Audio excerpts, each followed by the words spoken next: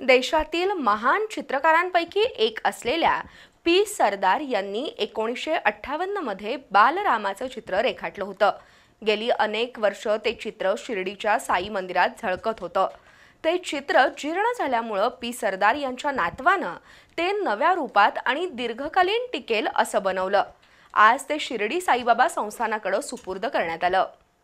कोल्हापुरातील महान चित्रकार पी सरदार यांनी बालक रूपातील श्री रामचंद्रांचं चित्र काढलं होतं।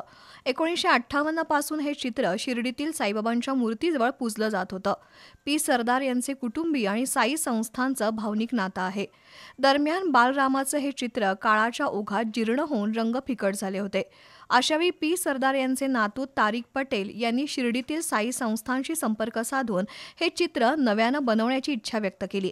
त्यानुसार दीर्घकाळ टिकणाऱ्या इको सॉल्व्हंट माध्यमातून प्रभू रामचंद्रांची बालक रूपातील प्रतिमा तयार करण्यात आली आहे।